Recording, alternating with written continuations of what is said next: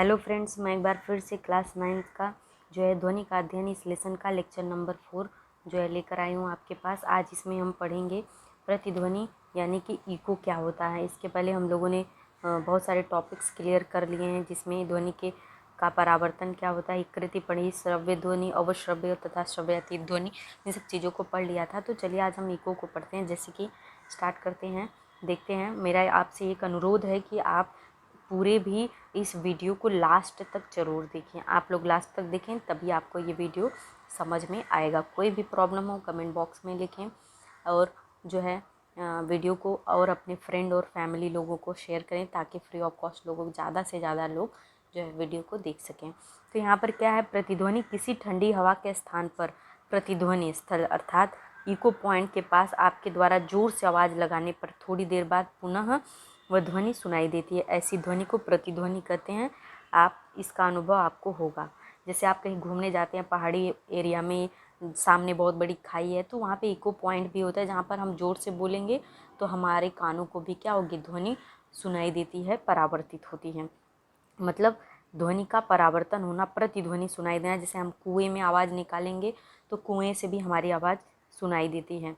जैसे आप लोगों ने शेर और खरगोश की कहानी बचपन में सुना है, तो उस तरीके से क्या होती है, इसकी प्रतिध्वनि होती है। यानी कि प्रतिध्वनि का परिभाषा हो गई कि प्रतिध्वनि का अर्थ मूल ध्वनि किसी भी पृष्ठभाग से परावर्तन के कारण होने वाली पुनरावृत्ति होती है।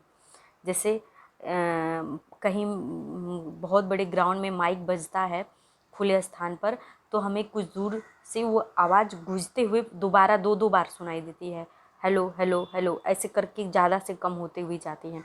तो वही जब किसी भी पृष्ठभाग से वो टकरा कर परावर्तित होती है और उसी ध्वनि की पुनरावृत्ति होती है, मतलब वही ध्वनि हमें बार बार सुनाई देती है, तो इस प्रतिध्वनि का क्या हो गया, इसे ही क्या बोलते हैं, प्रतिध्वनि या इको बोलते हैं। ठीक है फ्रेंड्स, आगे देखते हैं इसमें क्या दिया है कि ध्वनि और प्रतिध्वनि अलग अलग सुनाई देने के लिए 22 डिग्री टेम्परेचर से सेंटीग्रेड तापमान पर ध्वनि के स्रोत के परावर्तन पृष्ठभाग को न्यूनतम दूरी कितने मीटर होनी चाहिए। तो यहाँ पर दिया है न्यूनतम दूरी कितने होने चाहिए, तो इसे हम एक प्रॉब्लम से सॉल्व करेंगे। तो यहाँ पे अभी हम आगे बढ़ेंगे तो बताएंगे कि देखिए 22 डिग्री सेल्सियस से तापमान पर हवा में ध्वनि का वेग 344 मीटर पर सेकेंड होता है, और हमारे मस्तिष्क में ध्वनि का सातत्य लगभग 0.1 सेकेंड में होता है। यदि ध्वनि का रुकावट तक जाकर पुनः श्रोता के कान तक आने में 0.1 सेकेंड से अधिक समय में पहुंचती है, तो हमें वह स्वतंत्र ध्वनि रूप में सुनाई देगी। मतलब कि ध्यान ये देना है कि 22 डिग्री सेंटीग्रेड से ध्वनि जब भी किसी चीज़ से टकराती है, तो टकरा के आने में उसका समय 0.1 सेकेंड से ज़्यादा लगे, ताकि हमें उसका रिफ्लेक्शन बार बार सुनाई न दे, तो हम स्पष्ट ध्वनि सुन पाएंगे। ध्वनि की स्रोत से परावर्तन पृष्ठ तक को पुनः पीछे ऐसी न्यूनतम दूरी हम नीचे दिए गए सूत्र से ज्ञात कर सकते हैं। तो आइए देखते हैं। इसमें दिया है दूरी बराबर वेग बटा समय, ये फॉर्मूला है। इसी फॉर्मूले पे दूरी कितना है, 344 मीटर पर सेकेंड। दूरी हमें ज्ञात करनी है कि कितनी दूरी पर क्या होना चाहिए, स्रोत होना चाहिए।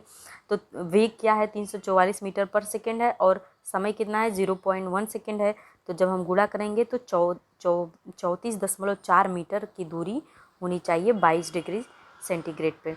तो यहाँ पर हम आगे बढ़ते हैं कि अतः सुस्पष्ट ध्वनि सुनाई देने के लिए स्रोत से रुकावट की न्यूनतम दूरी की आधी, मतलब जितनी भी न्यूनतम दूरी आई है 34.4, उसकी आधी अर्थात मीटर 17.2 मीटर होनी चाहिए। विभिन्न तापमानों पर ये दूरियां भी अलग अलग होती हैं। ठीक है फ्रेंड्स, तो इस तरीके से हम 17.2 मीटर की दूरी पर कोई वस्तु रख कर क्या कर सकते हैं, स्पष्ट रूप से सुन सकते हैं। यहाँ पर दिया है कि क्या विभिन्न तापमानों पर प्रतिध्वनि सुनाई देने के लिए ध्वनि स्रोत में रुकावट की दूरियां समान होगी।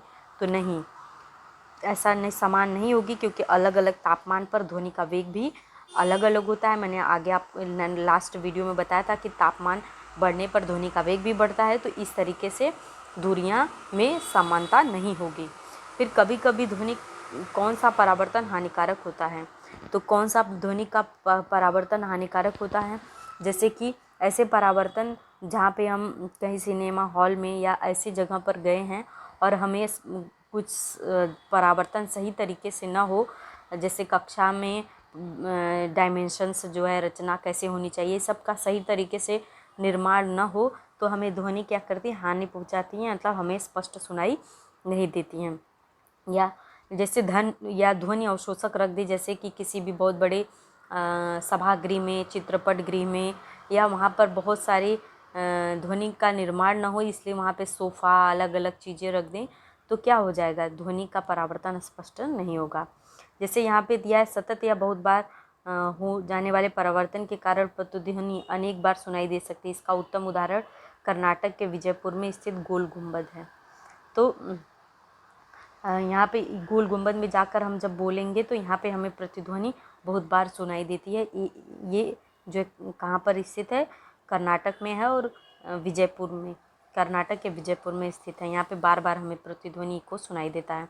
आगे देखिए, यहाँ पे तुलना कीजिए कि एक खाली बंद या नए बंद कमरे में आप अपने मित्रों के साथ जाइए। घर में प्रवेश करने के पश्चात अपने मित्रों से बातें कीजिए, आपको क्या महसूस होगा। अगर खाली या बहुत बड़ा कमरा है, बंद है, उसमें कोई भी सामान नहीं है, अगर हम वहाँ पे जाकर मित्र से बात करेंगे तो हमें क्या होगा, अपनी ही आवाज़ क्या होती है, गूंजते हुए सुनाई देती है। ठीक है, और हम क्या करेंगे, यहाँ पे दूसरा दिया हुआ है कि घर के दरवाजे खिड़कियाँ बंद करके म्यूजिक सिस्टम शुरू कर देते हैं, तो और म्यूजिक सिस्टम का आवाज़ भी फुल कर देते हैं, तो आपको क्या महसूस होगा। तो क्या होता है, यहाँ पे हमें यही कि इमारत, छत या दीवार की जो ध्वनि तरंगे होती हैं वो बार बार परावर्तित होने के कारण ध्वनि तरंग हमें लगातार अनुभव होने लगता है, मतलब सतत अनुभव होने वाली ध्वनि तरंग निर्मित होती हैं। और क्या होता है कि इसका रिजल्ट ये होगा कि ध्वनि का जो सातत्य निर्माण होगा वो बहुत देर तक बना रहेगा, और ऐसी ध्वनि को हम अनुरण कहते हैं, जो ध्वनि लगातार आगमन की समावधि से कम होती है, मतलब फटाफट हमारे कानों को लगातार आती है, और उसमें भी परावर्तित ध्वनि क्या होती है, मिश्रित होती है, मिक्स्ड होती हैं, तो हमें क्या होता है, स्पष्ट रूप से ध्वनि सुनाई नहीं देता है। ये अनुरण से रिलेटेड था। तो अनुरण क्या होता है, रिवर्बरेशन क्या होता है, इसके बारे में हम थोड़ा सा देख लेते हैं। तो ये वीडियो हम बनाएंगे आपका नेक्स्ट लेक्चर में। आज हम लोगों ने क्या पढ़ा, हम लोगों ने इको पढ़ा, इको के एग्जांपल्स देखें, कितना दूरी डिस्टेंस होना चाहिए और तापमान से क्या प्रभाव होता है ध्वनि का, इसके बारे में देखा। तो मैं आपके लिए नेक्स्ट वीडियो प्रिपेयर करती हूँ अनुरण का। तब तक के लिए फ्रेंड्स, बाय।